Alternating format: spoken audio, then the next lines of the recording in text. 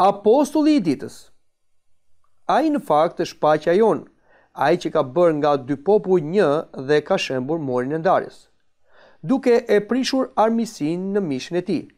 Ligjin e urdhrimeve të përftuar nga porosi për të krijuar në vetvete nga dy një njeri të ri, duke bërë paqen.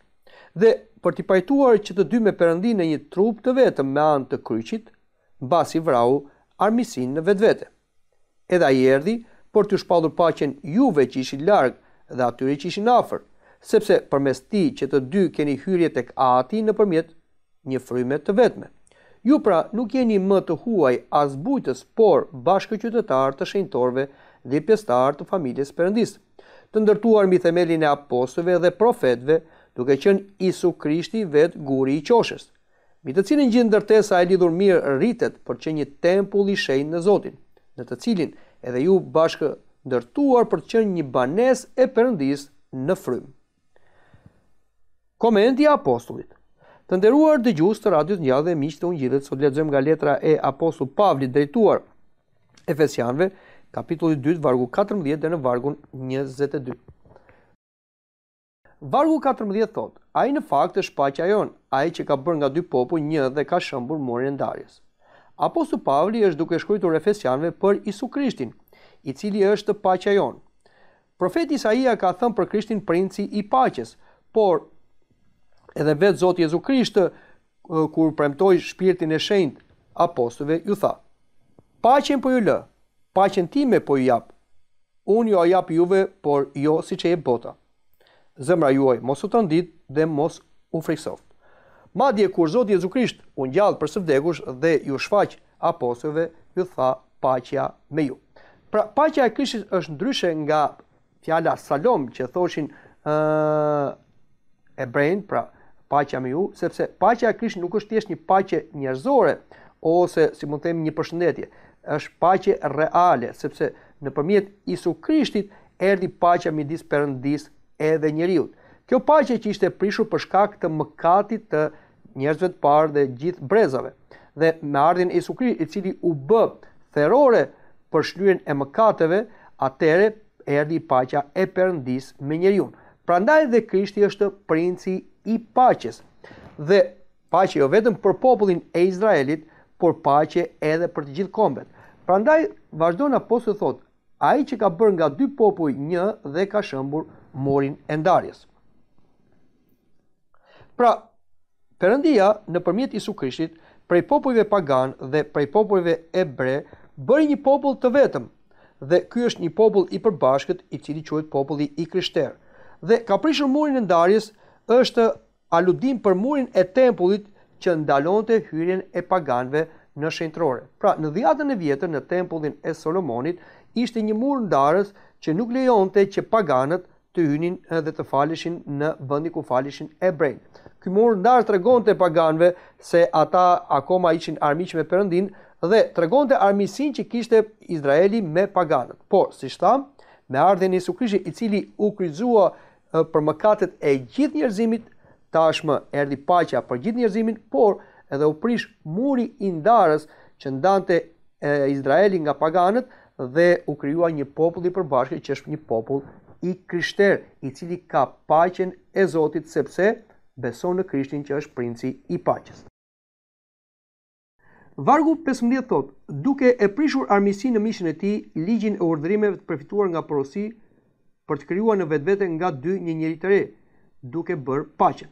Pra, apostulli Pavli tashmë është duke folur për shpëtimin e Krishtit në mënyrë personale, duke prishur armiqsinë në mishin e tij. Pra, Isu Krishti duhet bëj njeri si ne, përveç mëkatit, që natyrën e tij njerëzore të mbante mëkatet tona personale dhe t'i shpaguante ato në kryq.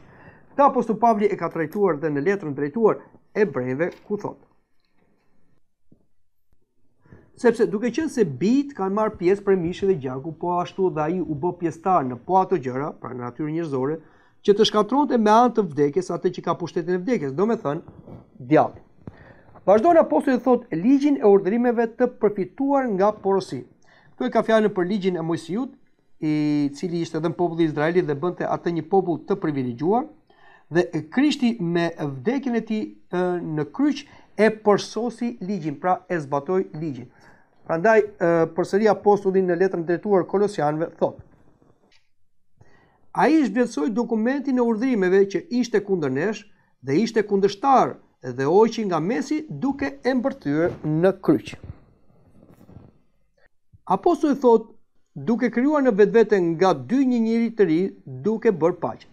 Tashmë apostulli na thotë se ashtu si Krishti nga dy popull armiq bëri një popull të vetëm, një popull që ka paqe midis njëri tjetrit, pra popullin e krishterë, ai flet në mënyrë personale për çdo njeri, sepse shpëtimi i Krishtit është një shpëtim personal dhe natyra njerëzore është një natyrë e rënë dhe brenda saj është e mira dhe e keqja. Por me ardhin e Krishtit natyra njerëzore, si them, u përmbush në hijen e Perëndisë dhe nga dy njerëz, pra nga e mira dhe e keqja, ai u bë i mirë, pra u bë i shenjtë, i ngjashëm me Krishtin. Këtë apostull Pavli e ka trajtuar edhe në letrën drejtuar Romakëve, ku ai na thotë: në fakt, unë gjej kënaqësinë në ligjin e Perëndisë sipas njeriu të brendshëm, por shoh një tjetër ligj në gjymtyrët e mia që lufton kundër ligjit të mendjesime dhe që më bën skllav të ligjit të mëkatit që është në gjymtyrët e mia. O njeri i mirë që jam, kush do të më shirojë nga ky trup i vdekjes? I falenderit Perëndisë me anë të Jezu Krishtit, Zotit ton. Dhe vazhdon apostulli dhe thotë në vargun 16, për t'i pajtuar të dy me Perëndin në një trup të vetëm me anë të kryqit, mbasi vrau armiqsinë në vetvete. Dhe ai erdhi për t'ju shpallur paqen, juve që ishin larg dhe atyre që ishin afër. Pra apostulli Pavli thotë që kombet dhe popullin e Izraelit Zoti Jezu Krisht e bashkoi në një trup të vetëm me anë të kryqit. Dim që Zoti Jezu Krisht u kryqëzua dhe ai zgjati duart e trupit të tij, një nga e djatha, një nga e majta. Të duar të zgjatura të Krisht në kryq tregojnë dashurinë e tij flijuese drejtuar një populli të Izraelit dhe një kombe. Dhe të dy këta i bashkoi në trupin e tij, pra në kish. Prandaj dhe apostulli Pavli thotë që kisha është trupi i Krishtit. Kështu që edhe neve që vim nga kombe të ndryshme, si nga populli i Izraelit, por dhe nga kombet pagan, kur hym në trupin e Krishtit, i cili u lavdërua në kryq, atëherë neve bashkohemi dhe nga dy ne bëhemi një trup i vetëm. Prandaj kisha është një trup i Krishtit, i pandar dhe i vetëm në të gjithë botën. Vargu 17 thotë: edhe ai erdhi për t'ju shpallur paqen juve që ishin larg dhe atyre që ishin afër. Pra, apostulli Pavli duke e thënë si kombeve që ishin larg dhe atyre që ishin afër, izraelitëve, që të gjithë ai solli paqen, sepse të dy këta popull ishin në armiqësi me njëri tjetrin, por ishin në armiqësi me Zotin. Populli i Izraelit, pavarësisht se kishte marrë ligjin, ai e shkelte ligjin, dhe kështu ishte në armiqësi me Perëndin, pra kishin marrë ligjin e shkruar, dhe popujt pagan, pavarësisht se nuk kishin ligj të shkruar, kishin ligjin natyror të shkruar në zemrat e tyre. Edhe këta e shkenin ligjin. Prandaj Krishti erdhi dhe shpagoi mëkatet e të gjithë kombeve si pagan dhe të popullit të Izraelit. Prandaj ai solli paqen për të dy këta popull duke i bashkuar në një popull të vetëm, pra duke i bashkuar në trupin e tij që është kisha. Vargu 18 thotë, sepse përmes që të dyve kemi hyrje tek Ati nëpërmjet një fryme të vetme. Pra vetëm nëpërmjet Jezu Krishtit me anë të frymës së shenjtë mund të hyjmë tek Perëndia Atë. Dhe vetë Zoti Jezu Krisht tha për vete, unë jam dera. Ai që hyn nëpërmjet me do të hyjë, do të dalë, do të gjejë kulloti. Dhe në një vend tjetër thotë, askush nuk shkon te Ati vetëm me anën time. Kjo pra arrihet nëpërmjet Krishtit, pra nëpërmjet gjakut të tij të derdhur në kryq, ashtu si apostulli Pavli e trajton dhe në letrën drejtuar Romakëve. Të drejtuar pra prej besimit, kemi paqe me Perëndin nëpërmjet Jezu Krishtit Zotin ton, me anë cilët edhe patëm nëpërmjet besimit hyrjen në këtë hir, në cilën qëndrojmë dhe mburremi në shpresën e lavdisë së Perëndisë. Por, siç tham në fillim dhe siç thotë apostulli Pavli, për të hyrë tek Perëndia do thotë se kemi nevojë edhe për ndihmën e frymës së shenjtë.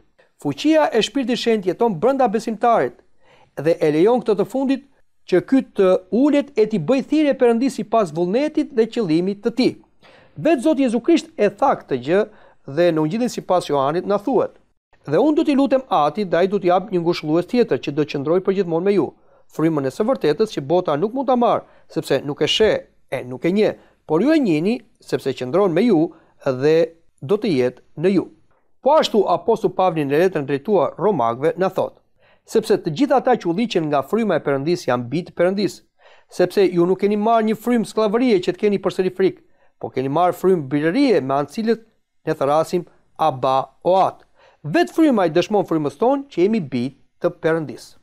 Vargu 19 thotë: ju pra nuk jeni më të huaj as bujtës, por bashkëqytetarë të shenjtorëve dhe pjesëtarë të familjes Perëndis. Pra, Apostulli Pavli është duke drejtuar efesianëve të cilët vinin nga paganët, që ata kishin të ndaluar para Krishtit të hynin në pjesën e brendshme të tempullit dhe të luteshin si populli i Izraelit, sepse ishte një mur ndarës dhe gjithmonë ata quheshin të huaj për Perëndin. Por me ardhen e Krishtit ky mur ndarës u prish, siç ta tha më sipër Apostulli Pavli, dhe paganët morën të drejtë që bashkë me popullin e Izraelit të bëjnë bashkëqytetarë të shenjtorëve.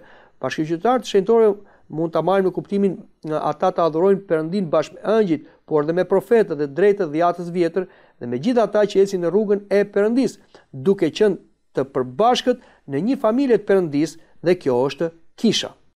Vargu 20 thotë: të ndërtuar mbi themelin e apostujve dhe profetëve, duke qenë Jesu Krishti vetë guri i qoshës. Pra, Apostulli Pavli është duke folur për kishën, e cila është ndërtuar mbi themelin e apostujve. Dhe për këtë Apostulli Pavli ka folur edhe në letrën drejtuar Korintasve, duke na thënë: si pasirit Perëndis që mu dha, si arkitekti urt, unë kam hedhur themelin dhe një tjetër ndërton mbi të, por secili le të kujdeset se si ndërton mbi të. Sepse askush nuk mund të hedhë themel tjetër përveç atij që është hedhur, i cili është Jesu Krishti. Por edhe Apostulli Petro, i pari ndër apostujt, ka folur përsëri për këtë gjë, se kisha është ndërtuar mbi Krishtin si guri i qoshës dhe mbi të gjithë apostujt që përbëjnë atë që quhet themeli i kishës.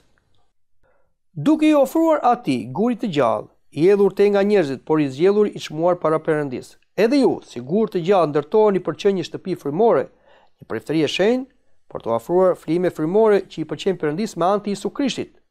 Prandaj edhe përmenden në shkrimet: ja po vën në Sion një gur qoshe, të zgjedhur, të çmuar, dhe ai që beson në të nuk do të tërpërohet as pak.